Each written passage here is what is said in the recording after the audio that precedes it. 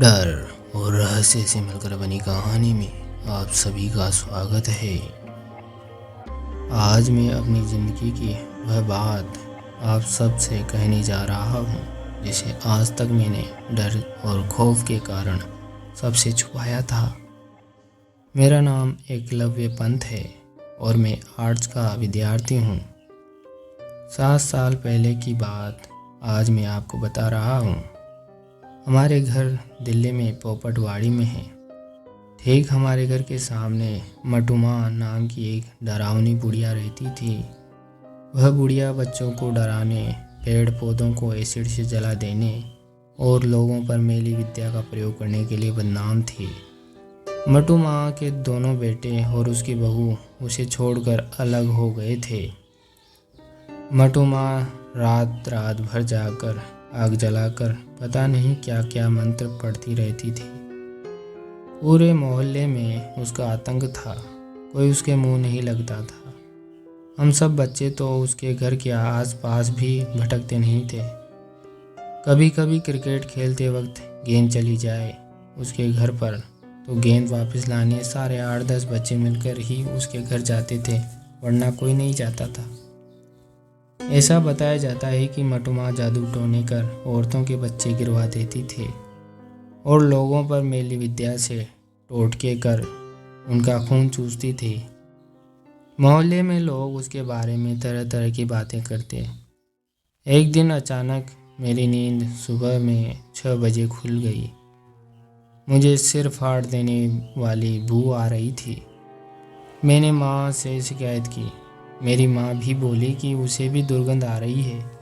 हमने खिड़की से झांक कर देखा तो उस डरावनी बुढ़िया मटुमा के घर से धुआं निकल रहा था। माँ बोली पक्का उस बुढ़िया ने कुछ अनशन पकाया होगा। इतना बोलकर माँ फिर से सो गई। थोड़ी देर बाद फिर से खिड़की से झांकने पर मुझे पता चला कि मटुमा उसके छज्जे पर बैठकर खून की उल्टियाँ कर रही है। मेरा दिल दहल गया। जो बुढ़िया ठीक से चल नहीं पाती वह छज्जे पर कैसे चढ़ गई और उसे खून की उल्टियाँ क्यों हो रही है। ये सब सोचकर मैं तो चकराने लगा।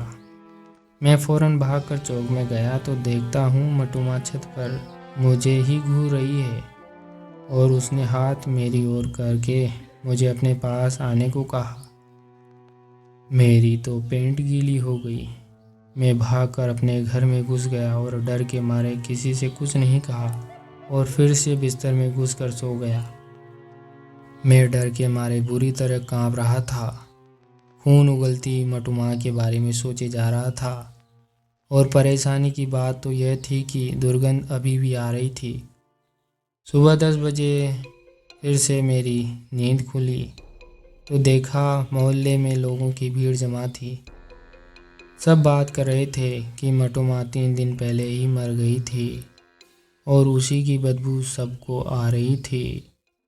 मेरा कलेजा तो जैसे मुंह में आ गया क्योंकि मैंने सुबह 6 बजे ही मटुमा को छज्जे पर खून उगलते देखा था और मेरी बदनसीबी से उसकी नज़र भी मुझ पर पड़ गई थी और उसने मुझे बुलाने का क्या मतलब होगा। यह बात मुझे पागल किए जा रही थी। कुछ ही दिनों में मेरा कॉलेज ख़त्म हो रहा है। हॉस्टल से फिर मैं घर जाने वाला हूँ।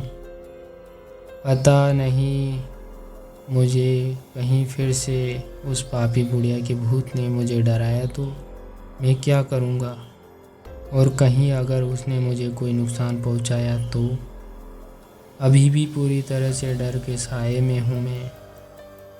मेरी सलामती के लिए दुआ करना दोस्तों कि मैं उस बुढ़िया की शक्ल दोबारा ना देख पाऊँ।